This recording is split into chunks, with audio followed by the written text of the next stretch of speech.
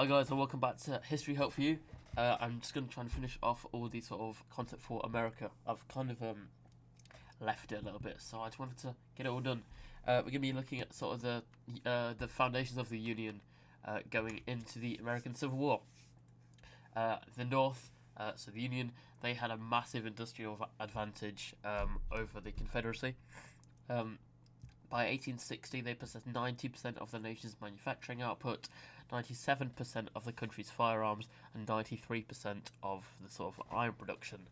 Obviously, this allows them to have a sort of massive technological edge over the Confederacy, producing, war necessities like artillery, rifles, and at a rate the Confederacy can never match, because the North was more of an industrializing society, whereas the South was agrarian and kind of reliant on slave labor.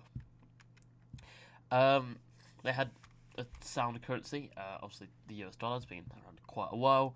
They had an established treasury anyway. A lot of the sort of funds from the nation obviously went all to the Union. But they were also successful in raising funds through tariffs and taxes, and obviously as part of their reserves they had gold reserves. In comparison with the Confederates, they had quite high inflation, poor taxation, because one of the things about the Confederacy, which was such a big weakness, was their reliance on talking about states' rights and how important that was, but then also when trying to fight the war and essentially needing one person to be in charge, you kind of have everyone, states' rights wanting to be independent. It's sort of clashing ideologies, and so any sort of taxes or kind of trying to get someone to do something was quite ineffective. And then obviously sort of failures of the cotton industry, in the sense that obviously the South was relatively wealthy because of its cotton exports. However, they relied quite heavily on the North to kind of actually export this, and so without the North, it kind of screws them over a little bit.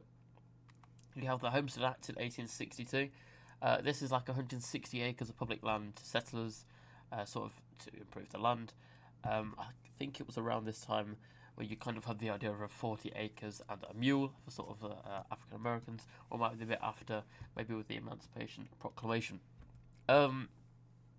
This helped to kind of encourage agricultural development. Like I said, the North was more sort of industrialising. However, there was still quite a decent chunk of agricultural labour.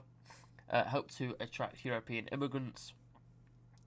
And yeah, have a look at the geographical and logistical advantage. If you also have a look at the sort of the railway network, you have the Union, who has integrated track about 22,000 miles of it, whereas the Confederacy, it's about 9,000. It's all disconnected and it's essentially just all over the place. Again, this helps with sort of the movement of troops and the movement of goods that's obviously needed.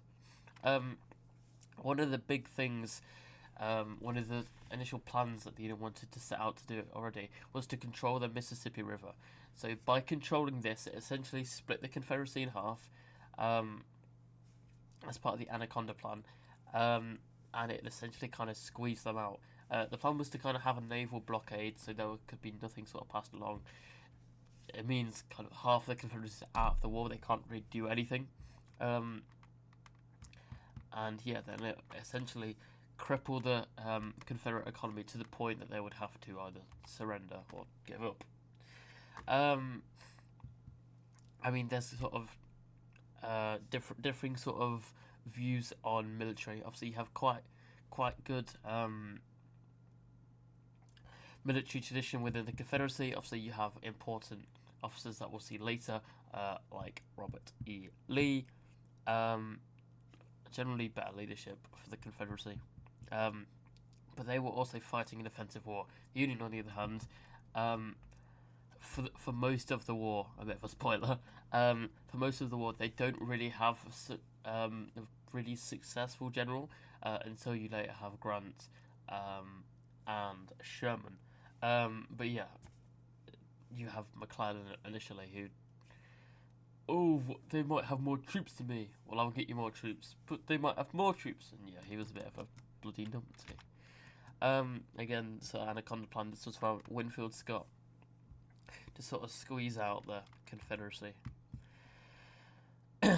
So yeah, the whole transport supply, transport obviously allowed for factories and goods to sort of be supplied easier, and then also troops themselves.